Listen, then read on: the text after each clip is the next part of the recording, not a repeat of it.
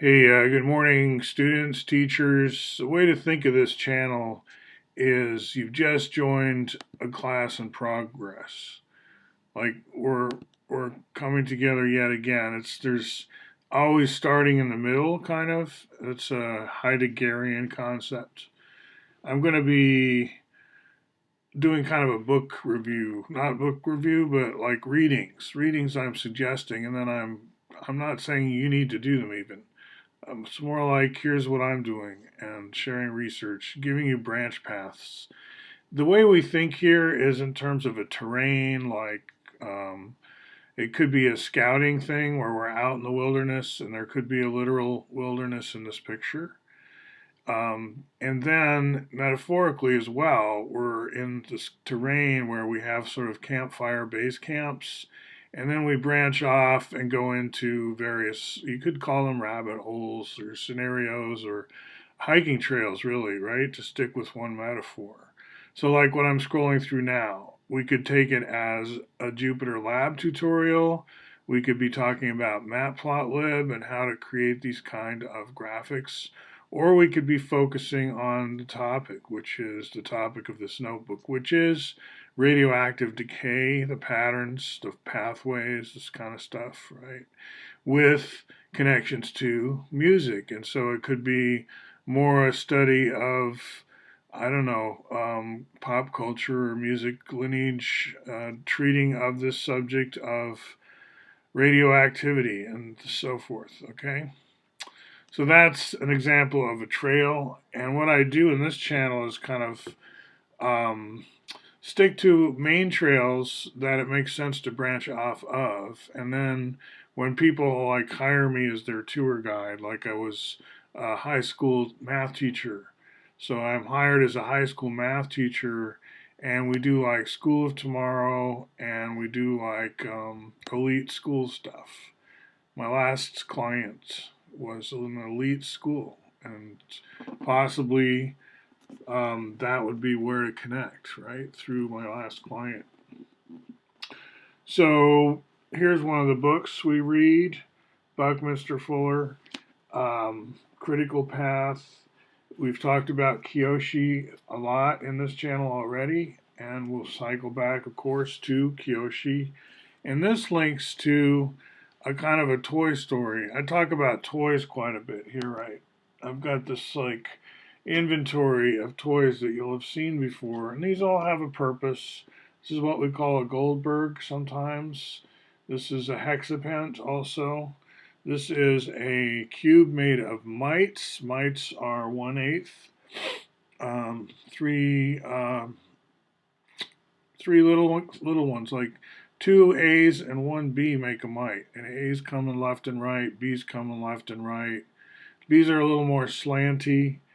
A's are 1/24 of a tetrahedron, and our tetrahedron, for reference, is the unit volume. So you probably heard about how we do um, multiplication and model third powering and stuff.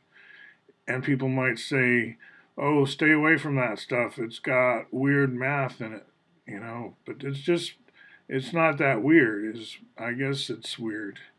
It's more just, where is it here? School of Tomorrow, right? That's where we have the volumes table that I was talking about in the very recent, like the most recent video. So why would you read Critical Path? Partly to dial back to when there was USSR, USA rivalry in the Cold War sense. And so there's this fun story about, okay, this is like a spoof, right? Because it's all just, it's all toys. It's but pretty elaborate little model, pretty elaborate little plastic model where the airplanes come up through a booby hatch here. I don't want to call it a booby hatch, maybe, but whatever that's called. Boeing airplane comes out and takes off, right? So kind of, but it's a submarine, right? So that's cute. Why I bring that up is because it's the closest thing you're going to find in reality to some of the like the the depth of storytelling in Critical Path is, like Max Kaiser says, I think, He looks at it as kind of an I Ching. It's like a morass of pop culture memes of the day, right? You're starting to understand through critical path about the importance of grids, electrical grids, but also just omni-triangulation in general, in terms of geography, in terms of like Google Earth and stuff like that. Another book, we do place-based education around here. I live currently in a neighborhood of Portland called officially Richmond, but also Sunnyside is nearby. Portland is all divided up into these little neighborhood names, but then informally, Asylum District has come to be adopted in a popular sense because of Dr. Hawthorne's mental asylum that's no longer here, but for which the street Hawthorne is named. And there's some sense that the word asylum has currency in itself as kind of the business minded around here don't mind that we're known as the asylum district in terms of attracting customers and maybe even people want to live here. My friend Steve Holden lived here for a while, and he could live anywhere he wants, and that he would choose Hawthorne is pretty cool, right? So, substance and function. Now, why we would read books like this is I'm trying to say, and also Felix Klein, to get this out of the way, elementary mathematics from an advanced standpoint, geometry. Okay, so this is an interesting book. And it reminds me, I should say, Grassman a lot more when I'm graphing out how math branches, right? So, what we call n-dimensional linear algebra, which machine learning partakes of. When we try to make that geometric, that gets us into Coxeter and regular polytopes, which I have on a shelf behind me as well, and we talk about. Now, this substance and function, what a generic title, right? Now, this guy wants also to explain Einstein's relativity to us, and people qualified to write about Einstein, that's a short list. And that's a funny story that Bucky likes to tell, because he's kind of off on the sidelines, kind of still drinking quite a bit, I believe. He talks about that. Nine chains to the moon. He's still a pretty heavy drinker, I think. And he writes this somewhat positive, upbeat, fun take on Einstein and his discoveries. And they don't want to publish it because he's not on that short list of people who get to write about Einstein.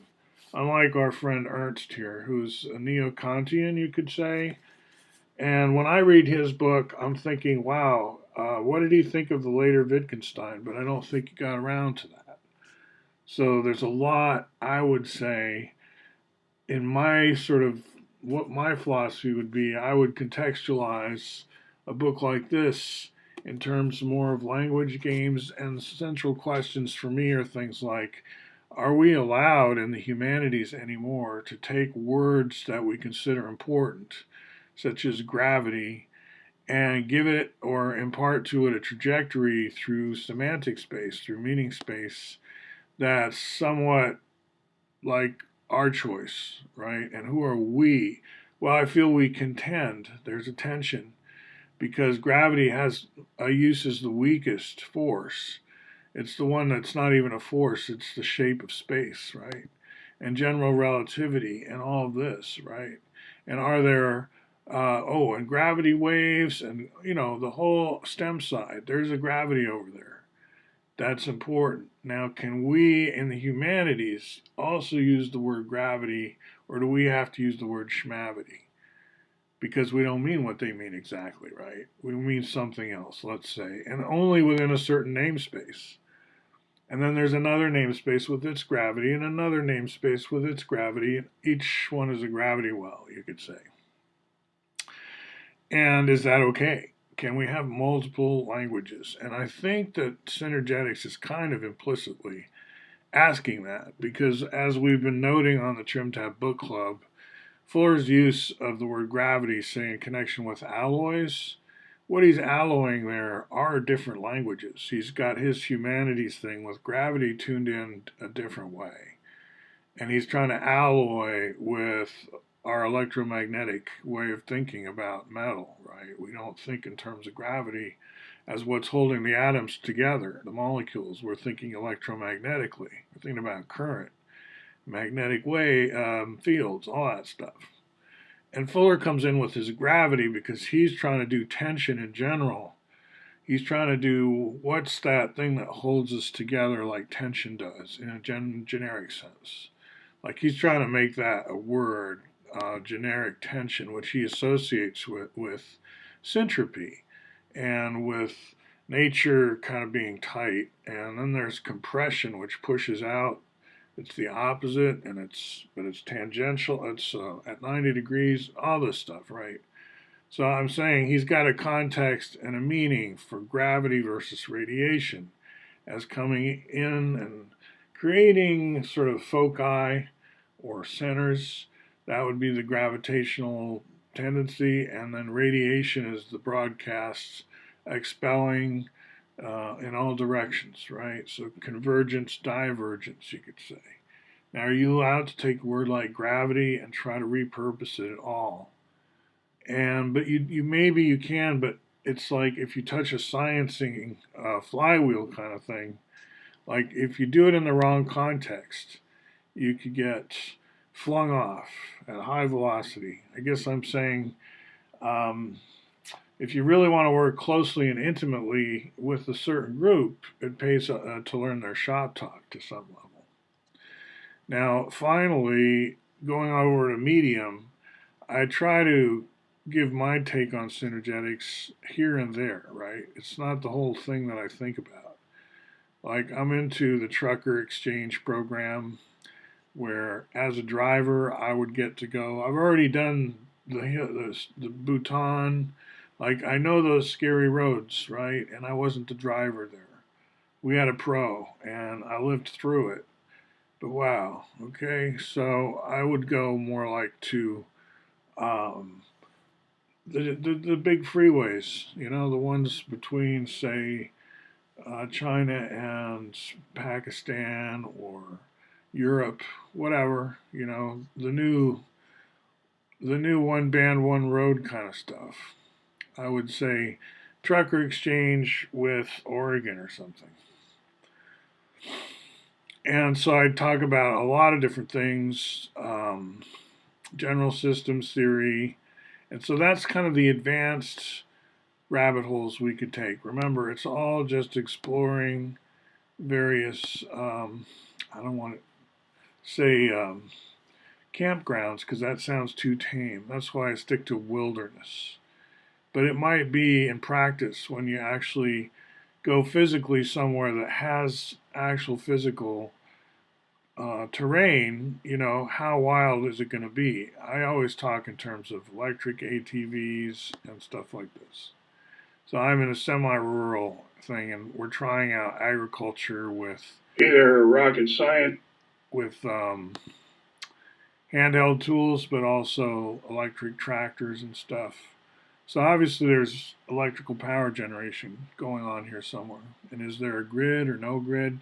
See, that's talking about individual campuses, what I could also call asylums. They're like village sized, but then they could be skyscrapers or small parts of a big city like New York or something. So maybe you're hidden in plain sight inside a city, is what I'm saying. Anyway, that's where we're at. A mix of city planning, and the reason we read these books is to go back in time, basically. What you have to understand, I took a course called History of Mentalities at Princeton, and when you read old stuff, you have to be willing to think differently, which means all your meanings have to be able to shift some.